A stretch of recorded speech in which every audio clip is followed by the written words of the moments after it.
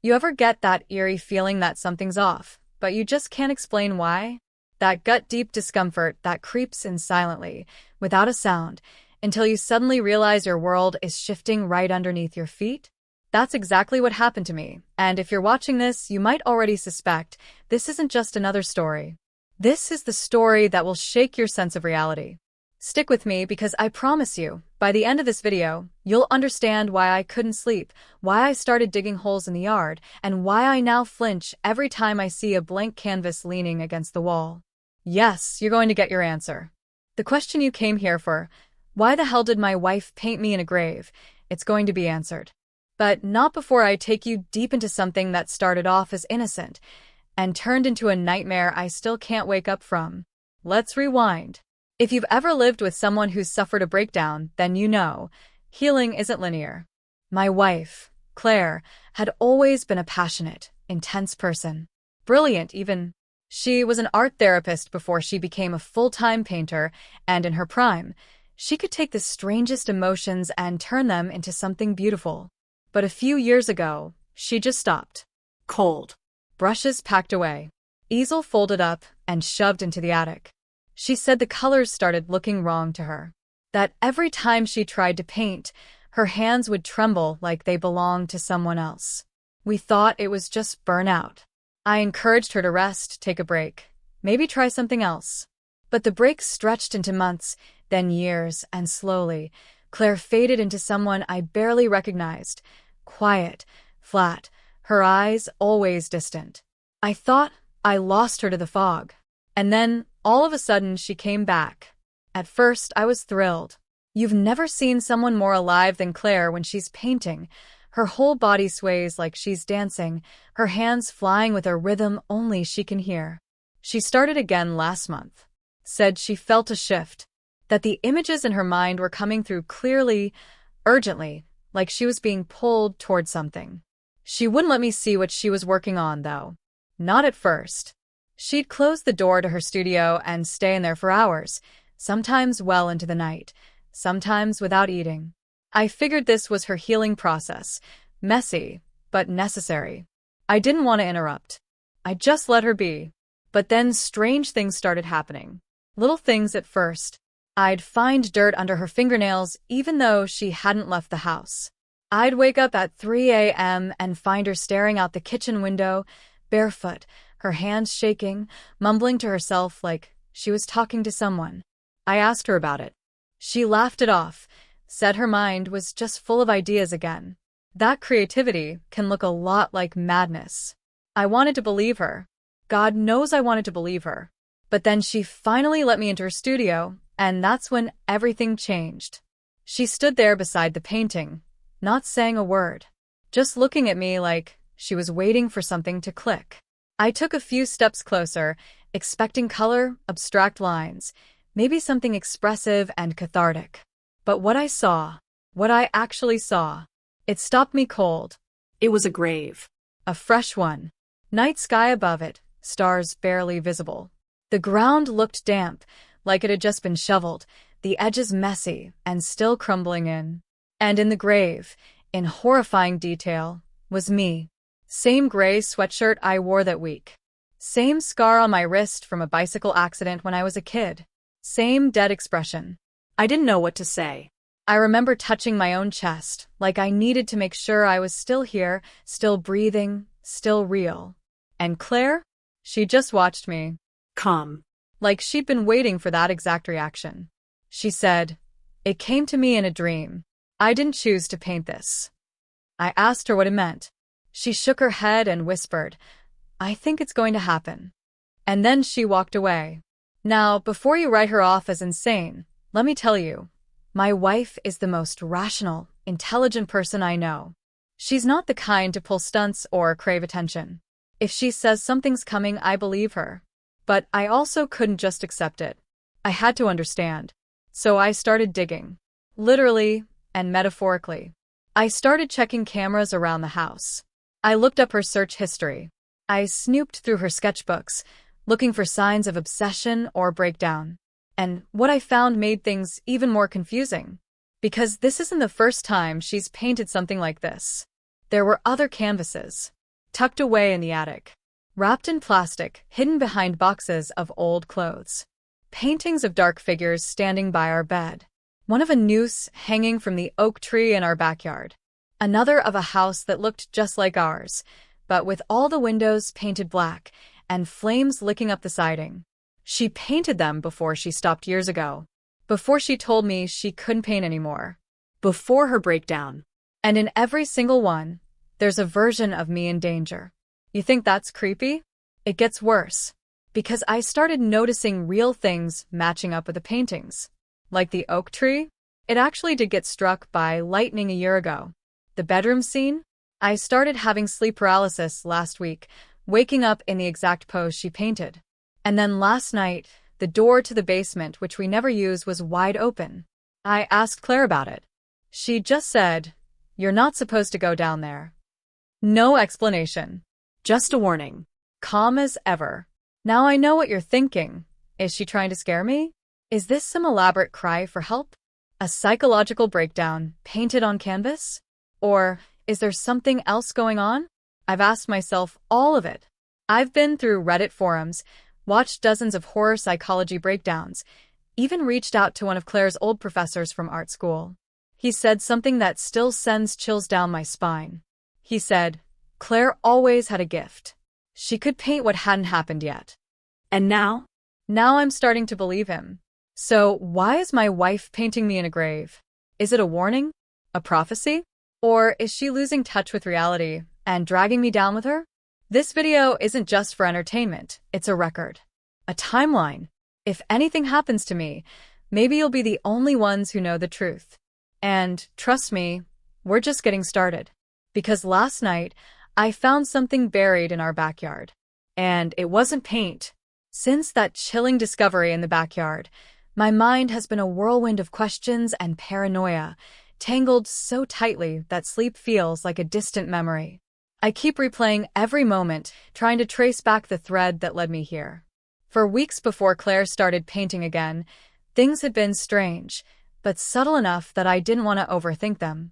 Work was a grind, sure, but nothing out of the ordinary. I was juggling the usual chaos, late meetings, deadlines, the never-ending scroll of news headlines flooding my phone, the kind of stuff that most Americans deal with every day. But something felt off at home. Claire's mood swings had been sharper, her silences longer. She stopped answering my texts during the day, vanished into that studio like a ghost retreating from the world. When she did speak, her voice was almost distant, like she was living somewhere else entirely. Our friends noticed too. I'd get messages from them. Is everything okay with Claire? Or you haven't been around much. They could see the strain, the tension hanging over us like a storm cloud. But I was too embarrassed, or maybe too scared, to admit how deep this rabbit hole was going. What I didn't tell them was that Claire had been obsessed with digging into the past, our past, her past, like she was searching for something buried beneath layers of memories. She started asking strange questions about old neighbors, about the history of our neighborhood, even about my family. I brushed it off, thinking it was just her artistic mind trying to find inspiration. But now I'm wondering if it was something darker. Something she stumbled upon and couldn't shake. Then there was that night about 2 weeks ago, just after her first new painting had gone viral online. Yes, she shared some pieces on social media, cryptic but haunting, and people noticed. Suddenly, messages started pouring in, strangers commenting on her work, some with compliments, others with eerily specific warnings. I found one comment on her page that made my skin crawl. You're painting the future, but some futures don't want to be seen. I showed it to Claire, expecting her to laugh it off, but her face drained of color. She closed the laptop and wouldn't talk about it again. I tried to ask around discreetly, did anyone know more? Was she being threatened? No one would say much. It felt like an invisible wall had gone up around us. On top of that, I've started noticing odd things with people close to us. Our neighbor, Jem, who always seemed friendly, now avoids eye contact, and I caught him watching the house late one night from his porch with a look I can't quite place. Maybe suspicion, maybe fear. Then there's Claire's sister, who suddenly appeared after years of silence, dropping cryptic comments about family secrets and warning me to stay out of it. I wanted to believe none of this was connected, But how could it not be when it all started circling around Claire's return to painting and those terrifying images she's been creating? At work, too, things have been strange. One of my colleagues, someone I trusted, started acting distant, canceled lunch plans without explanation, and I overheard fragments of hushed conversations that stopped abruptly when I entered the room. I can't tell if they're worried about me, about Claire, or something else entirely. The more I look around, the more I realize I'm surrounded by shadows, people with hidden motives, secrets buried beneath polite smiles, and stories that don't quite add up. I've even questioned myself. Am I missing something? Is my mind playing tricks? I catch myself scanning the house at odd hours, convinced I hear whispers or footsteps that vanish when I look. The basement door, that forbidden door, seems to beckon me, like the answer lies just beyond that threshold. But I haven't dared open it yet. Part fear, part respect. Whatever is down there feels like it's waiting for the right moment to reveal itself. And then there's the old journal I found tucked away in Claire's studio. Pages filled with cryptic sketches and notes that mix dreams with reality, fear with hope, and warnings with pleas.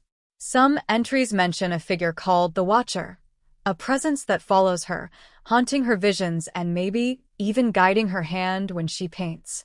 Is this a metaphor? Or is there something more sinister? I can't tell anymore. But each time I read those pages, the chill creeps up my spine like I'm getting closer to a truth that no one wants me to uncover. I'm caught in a storm of doubt and dread. I want to trust Claire, but I'm terrified of what her paintings might mean. Are they prophecies, confessions, or cries for help? And who, if anyone, is trying to silence the truth?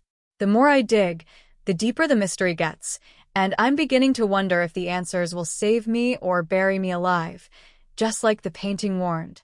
So now I'm asking you, the ones watching this, to stick with me through this maze of shadows and secrets. Because what I'm about to reveal next will make you question everything you thought you knew about art, love, and the thin line between reality and nightmare. And trust me, by the end, you'll have to decide for yourself. Is this a story of a man unraveling, or a warning that no one should ignore? Keep watching. Just as I felt like I was finally piecing something together, the first real roadblock hit me like a freight train. It started small, a phone call in the dead of night, the kind where silence is as loud as the words spoken.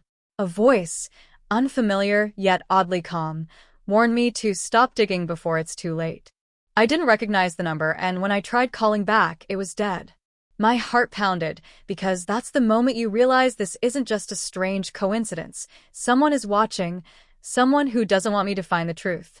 I told myself it was probably just some prank, paranoia running wild, but deep down I knew better. Then came the disappearance. One morning, I went into Claire's studio to check the journal I'd found, that cryptic, unsettling collection of sketches and notes. But it was gone, vanished without a trace. I searched everywhere, tore the place apart, but no sign of it. It wasn't just a book. It was my only lead into Claire's state of mind, her fears, and maybe the key to why she's painting me in a grave. Ask Claire about it. She looked surprised, almost too surprised. I haven't touched that journal in weeks, she said. But something in her eyes told me she wasn't being honest. To make things worse, a few days after the journal disappeared, I discovered that the security footage from our front porch, the one that might have caught someone sneaking around, was mysteriously erased for the exact night I found that hole in the backyard. I'm no tech expert, but even I know that kind of selective deletion isn't accidental. Whoever's behind this knows exactly what they're doing, and they're trying to keep me in the dark. And then there's Mark, Claire's childhood best friend, someone I never really trusted but kept around because Claire insisted he was harmless. He showed up unannounced one evening, claiming he was worried about Claire, that she'd called him out of the blue. But something about his demeanor felt off, like he was holding back. Asked if he knew anything about the paintings, the journal, the strange behavior. He smiled too quickly and said, "Sometimes the past needs to stay buried." His words sent a chill down my spine. Was he trying to protect me? Or was he part of the reason the past refuses to stay buried? Then I stumbled upon something I wish I hadn't, an old news clipping tucked behind a photo frame in Claire's studio.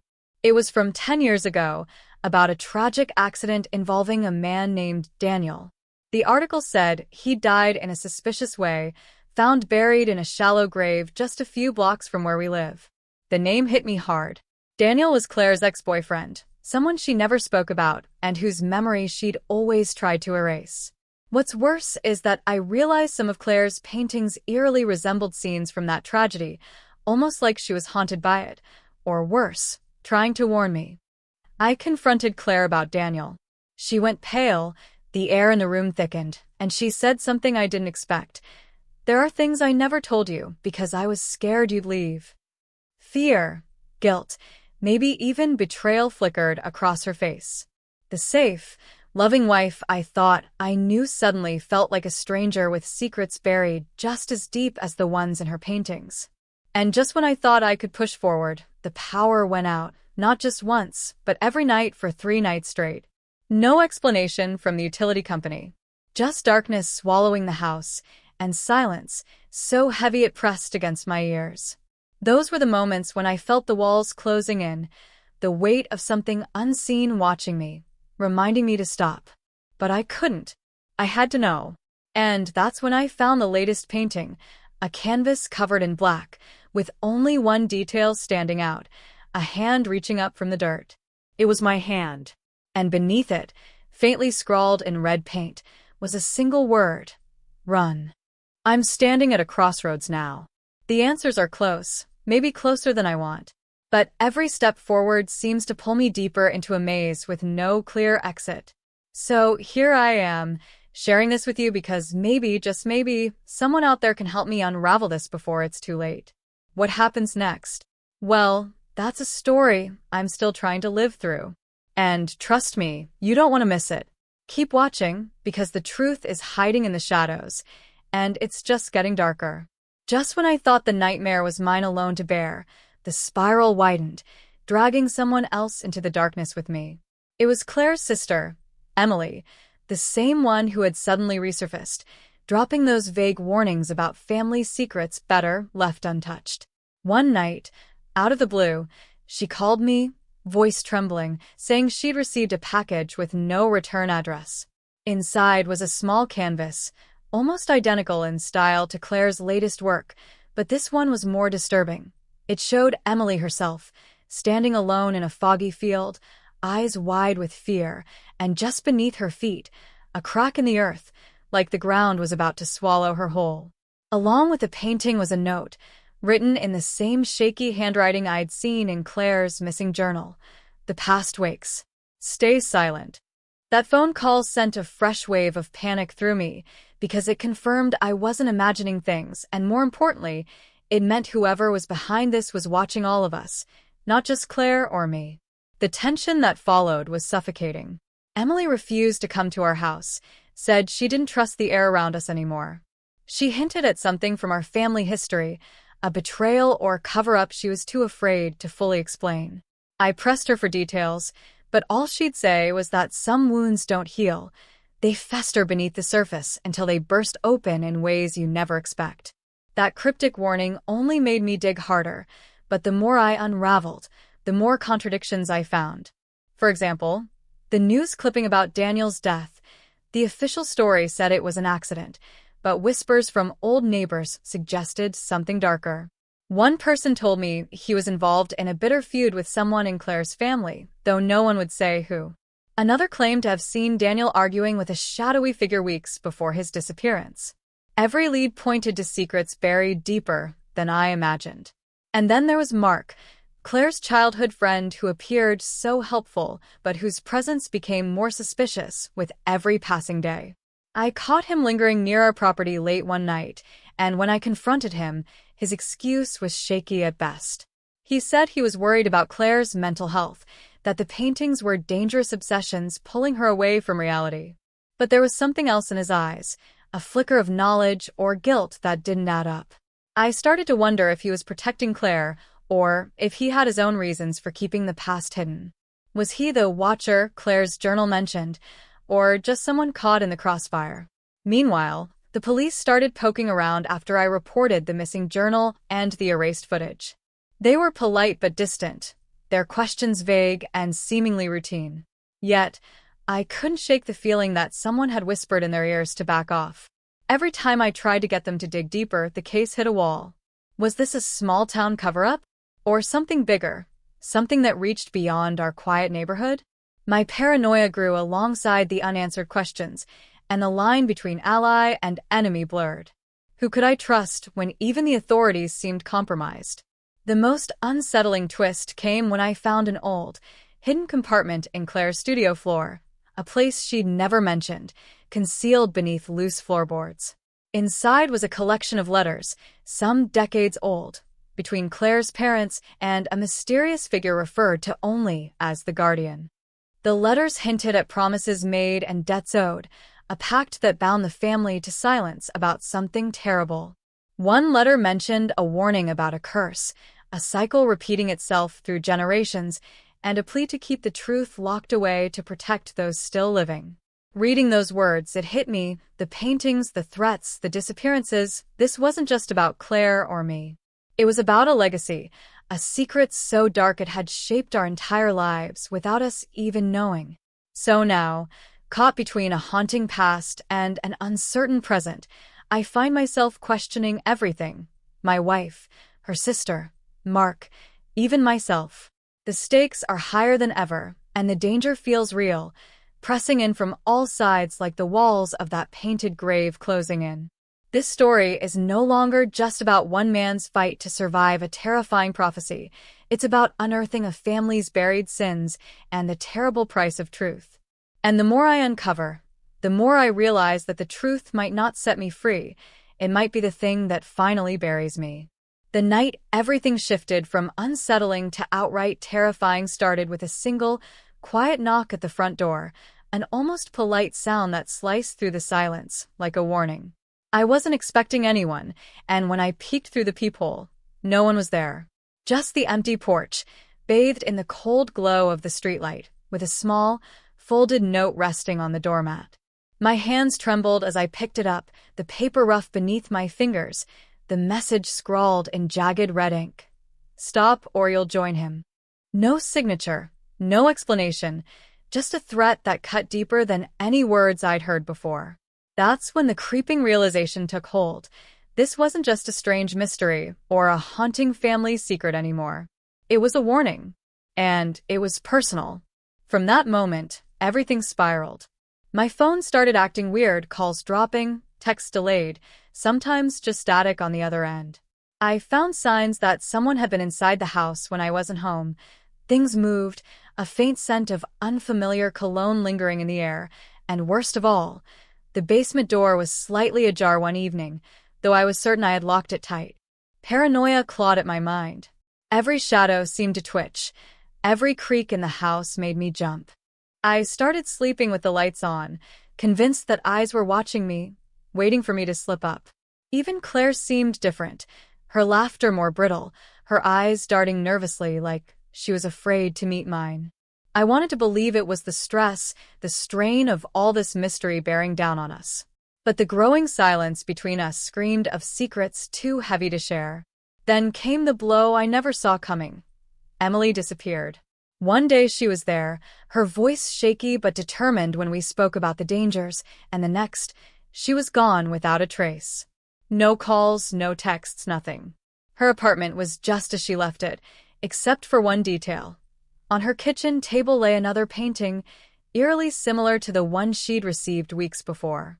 This one depicted a single tree uprooted, torn free from the earth, its roots bleeding into the dark soil beneath.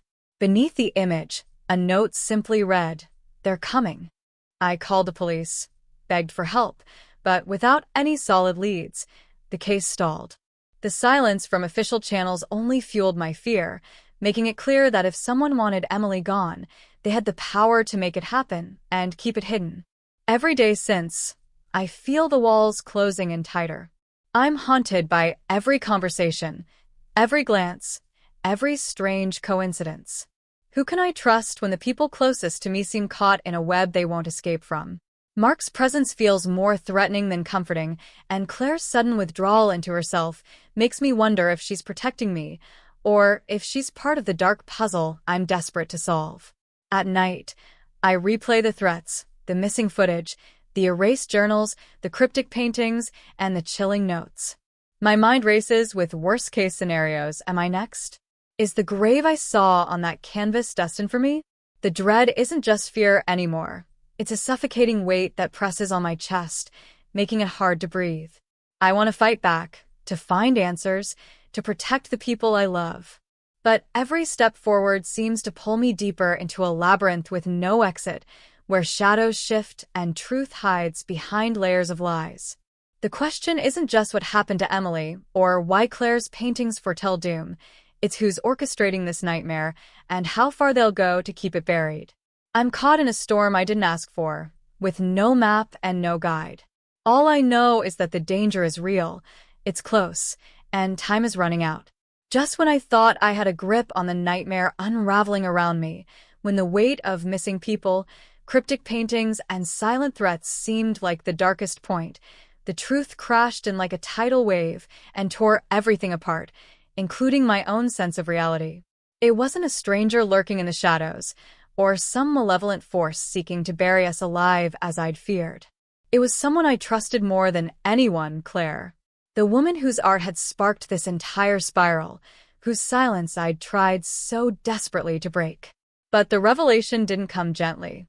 It hit me in the form of a confession, a moment when she looked me in the eyes and said something that shattered the world I thought we lived in. You're not who you think you are. At first, I thought it was some twisted joke, or a symptom of the stress and fear we'd both been living under. But then she pulled out something I hadn't seen before, an old photograph, faded and creased, of a man who looked just like me, standing beside Claire as a child. The date on the back was from 25 years ago.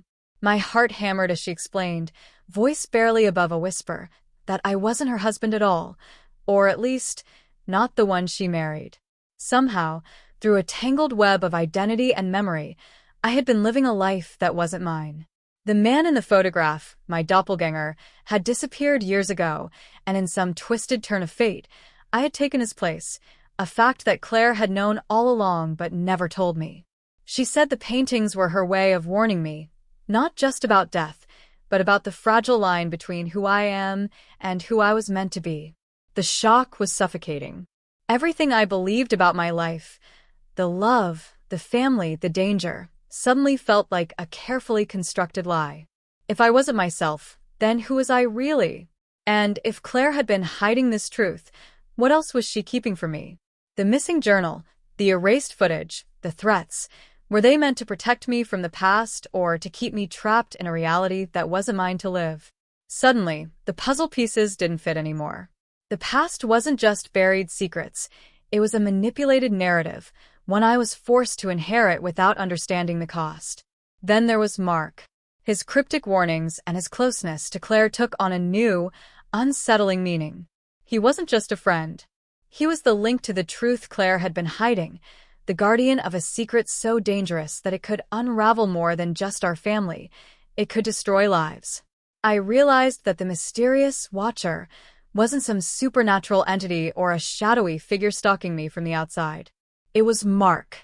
And maybe Claire herself. Together, they'd been orchestrating the entire haunting, the disappearing acts, the coded paintings, all to keep me safe from a truth that could break me, or perhaps to keep me from escaping a fate written long before I ever met Claire. The layers of deception left me dizzy, but I couldn't turn away. If anything, the stakes were higher now. I wasn't just fighting for my life. I was fighting for my identity, for the right to know who I truly was beneath the lies and painted graves. Every question that once seemed straightforward now twisted into darker, more complex riddles. And as I stared at Claire, at Mark, at the life I thought I had, I realized the real mystery wasn't about death or danger. It was about truth, and whether it's something we're ready to face when it finally comes knocking.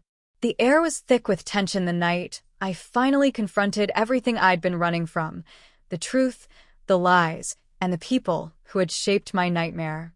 It started in the studio, that same room where Claire's haunting paintings first took form, but this time, it wasn't about colors or canvases. It was about reality tearing itself apart.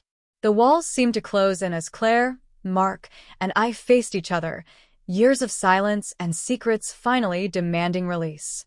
Claire's eyes, once warm and familiar, were now sharp, almost predatory, as she revealed the final piece of the puzzle, the reason behind the paintings, the threats, and the missing pieces of my identity.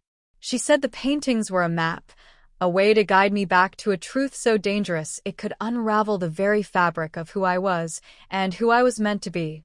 Mark stepped forward then, his calm facade cracking just enough to reveal a man torn between loyalty and guilt.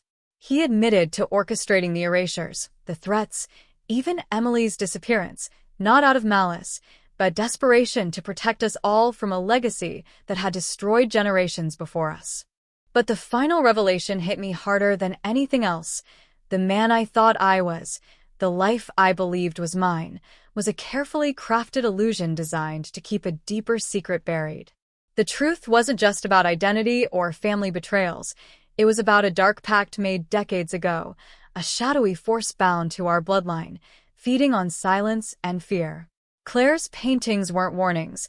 They were invitations, doors opening to a fate none of us could escape unless we faced it together. The confrontation spiraled into chaos as voices rose and accusations flew, the fragile trust between us shattering with every word. Suddenly, the lights flickered and went out, plunging us into darkness broken only by the pale glow of Claire's latest canvas, a final, unfinished piece that showed all three of us standing at the edge of an abyss, reaching out but never touching. In that moment, I realized the battle wasn't just physical or psychological, it was spiritual. The curse that haunted us was alive, feeding off our fear, our doubts, and our fractured bonds. As the room seemed to close in, I felt a cold hand on my shoulder and turned to see Emily standing there, alive but changed, her eyes hollow, her presence both a relief and a warning. She whispered that the real enemy wasn't any one of us, but the silence we'd all been complicit in for too long. The final twist came crashing down as Claire's voice trembled with a confession. The paintings, the threats, and the disappearances were all part of a ritual, a desperate attempt to break the curse that had claimed her family. But the ritual required a sacrifice, and that sacrifice was me. Heart pounding, breath shallow, I faced the terrifying choice laid bare before me: surrender to the fate painted in dark strokes or fight to rewrite the story, risking everything to break free. The room seemed to hold its breath as I stepped forward, not knowing if I was walking toward salvation or doom. And just when I thought I understood the depth of the nightmare, the final shock hit. Mark, the man I thought was protector, revealed he'd been the true architect all along, manipulating every move to keep the curse alive, feeding it with betrayal and fear. After that night, when shadows danced between truths and lies, I found myself standing alone in the quiet aftermath, surrounded by the remnants of a story that had unraveled everything I thought I knew about love, identity, and the thin line between reality and nightmare. Claire disappeared soon after the confrontation, leaving behind the studio filled with unfinished paintings, each one a fragment of her fractured soul, a silent plea for forgiveness or maybe a warning to those who dared to dig too deep. Emily returned weeks later, but something in her eyes had shifted, as if she carried the weight of secrets too heavy for words, a reminder that some mysteries are never truly solved, only survived. Mark's betrayal echoed like a ghost in my mind, a painful reminder that trust is fragile, and the darkest battles are often fought within the hearts of those closest to us. In the weeks that followed, I tried to piece together a life that felt whole again, but the paintings remained, haunting reminders of a legacy that wasn't just about family or identity, but about the choices we make when confronted with fear and the unknown. The grave on that first canvas wasn't just a prediction. It was a symbol of the past trying to claim me, but also a testament to the fight to reclaim my future. I learned that sometimes peace isn't about answers or closure, but about living with the questions, holding on to hope even when the path ahead is shrouded in darkness. I took to walking through our neighborhood, watching the trees sway and the sky stretch wide above, reminding myself that life moves forward, even when shadows linger. I never fully understood what the curse was, or if it was even real. Maybe it was all a tangled web of trauma, fear, and love twisted into something unrecognizable. But I do know this. The truth is never simple, and some stories don't end with neat resolutions. Instead, they leave us with echoes, whispers in the dark that ask us to look deeper, to question what we see, and to trust our own strength in the face of uncertainty. So, if you've stayed with me through this, thank you. Because the story I've shared isn't just mine, it's a reflection of how fragile and complicated we all are, how the past can reach into the present, and how sometimes the most terrifying paintings are the ones painted by our own fears. As I close this chapter, I'm left wondering, are we ever truly free of the shadows that haunt us? Or do they simply wait, patiently, for the next canvas to fill? The answers aren't clear, and maybe they never will be. But that's the thing about mystery. It stays with you, long after the lights go out, reminding you that some stories are never finished, and some truths are meant to live in the silence between the brushstrokes. But the final revelation hit me harder than anything else. The man I thought I was, the life I believed was mine, was a carefully crafted illusion designed to keep a deeper secret buried. The truth wasn't just about identity or family betrayals. It was about a dark pact made decades ago, a shadowy force bound to our bloodline, feeding on silence and fear. Claire's paintings weren't warnings. They were invitations, doors opening to a fate none of us could escape unless we faced it together. The confrontation spiraled into chaos as voices rose and accusations flew, the fragile trust between us shattering with every word. Suddenly, the lights flickered and went out, plunging us into darkness broken only by the pale glow of Claire's latest canvas, a final, unfinished piece that showed all three of us standing at the edge of an abyss, reaching out but never touching. In that moment, I realized the battle wasn't just physical or psychological, it was spiritual. The curse that haunted us was alive, feeding off our fear, our doubts, and our fractured bonds. As the room seemed to close in, I felt a cold hand on my shoulder and turned to see Emily standing there, alive but changed, her eyes hollow, her presence both a relief and a warning. She whispered that the real enemy wasn't any one of us, but the silence we'd all been complicit in for too long. The final twist came crashing down as Claire's voice trembled with a confession. The paintings, the threats, and the disappearances were all part of a ritual, a desperate attempt to break the curse that had claimed her family.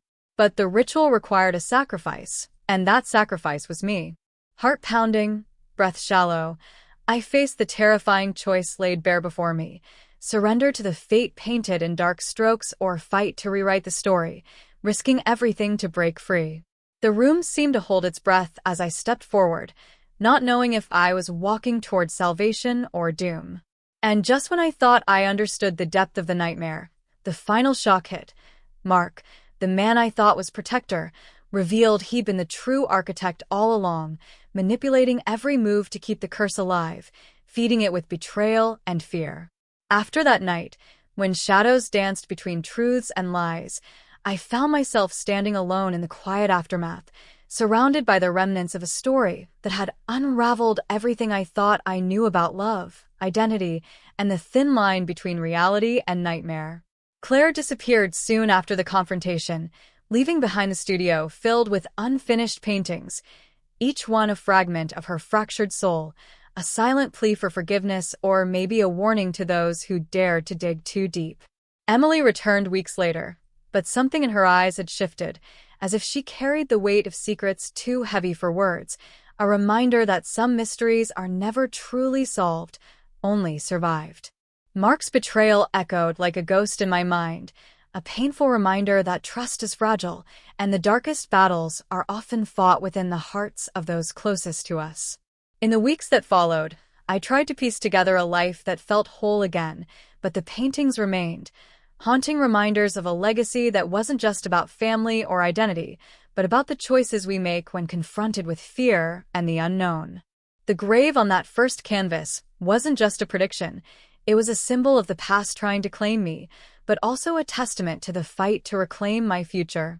I learned that sometimes peace isn't about answers or closure, but about living with the questions, holding on to hope even when the path ahead is shrouded in darkness. I took to walking through our neighborhood, watching the trees sway and the sky stretch wide above, reminding myself that life moves forward, even when shadows linger. I never fully understood what the curse was, or if it was even real. Maybe it was all a tangled web of trauma, fear, and love twisted into something unrecognizable. But I do know this. The truth is never simple, and some stories don't end with neat resolutions. Instead, they leave us with echoes, whispers in the dark that ask us to look deeper, to question what we see, and to trust our own strength in the face of uncertainty. So, if you've stayed with me through this, thank you. Because the story I've shared isn't just mine. It's a reflection of how fragile and complicated we all are, how the past can reach into the present, and how sometimes the most terrifying paintings are the ones painted by our own fears. As I close this chapter, I'm left wondering, are we ever truly free of the shadows that haunt us? Or do they simply wait, patiently, for the next canvas to fill? The answers aren't clear, and maybe they never will be. But that's the thing about mystery. It stays with you, long after the lights go out, reminding you that some stories are never finished, and some truths are meant to live in the silence between the brushstrokes.